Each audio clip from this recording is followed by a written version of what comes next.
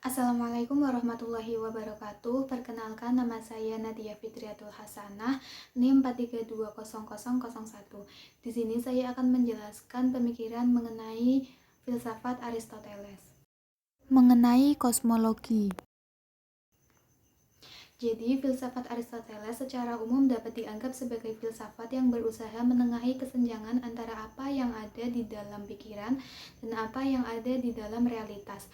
Pada mulanya, perbedaan pemikiran seperti ini terjadi pada dua orang filsuf kuno Yunani, yakni Parmenides yang menyatakan bahwa yang ada bersifat kekal, tak berubah, dan universal, dan Heraklitos yang berpendapat sebaliknya, bahwa yang ada adalah yang bersifat fana, berubah, dan partikular.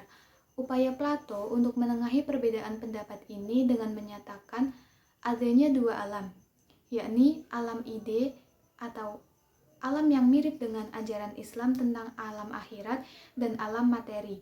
Alam materi ini ditolak oleh Aristoteles. Kosmologi Aristoteles ini membagi alam ke dalam dua bagian. Yang pertama ada alam langit, dan yang kedua ada alam bawah bulan. Alam langit ini mirip dengan alam ide platonik, memiliki unsur yang kekal dan tetap, yang oleh Aristoteles disebut ether. Sedangkan alam adalah alam yang penuh perubahan dan fana. Jadi dalam kosmologi Aristoteles juga ada konsep tentang tatanan yang baik yang selalu dijelaskannya dari waktu ke waktu. Dalam metafisis, Aristoteles membuat analogi antara komandan dalam tentara dengan Tuhan. Yang memimpin alam semesta mungkin sebagai penggerak langit, planet-planet, atau mungkin Tuhan dalam sebuah pengertian kolektif yang berarti semua penggerak langit. Kebaikan yang dihasilkan adalah keabadian, tatanan alam.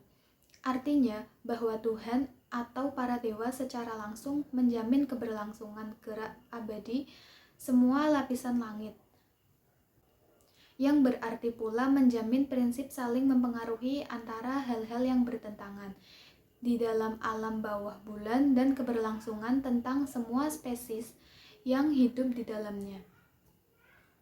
Pada sisi yang lain, karena argumen Aristoteles menyatakan adanya gerak dan bahwa segala sesuatu yang digerakkan berarti digerakkan oleh sesuatu selain dirinya sendiri, maka tentu harus ada yang menggerakkan. Apakah rangkaian penggerak yang tidak ada batasannya atau ada batasannya, yakni yang berujung pada suatu penggerak akhir? Tetapi mustahil rangkaian penggerak itu tidak ada batasnya, maka mestilah ia berujung pada suatu penggerak akhir. Penggerak akhir ini tidak bergerak, tetapi memiliki kekuasaan mutlak karena dia bertanggung jawab atas keabadian gerak alam semesta.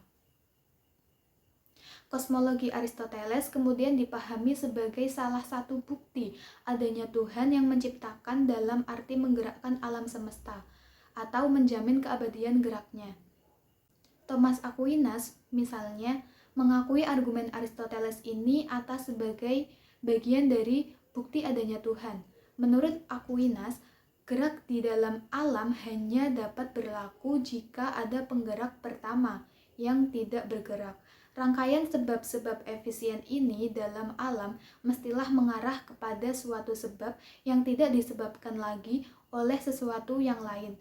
Demikian pula wujud yang bersifat mungkin dan fana mestilah bergantung pada suatu wujud yang bersifat niscaya dan kekal.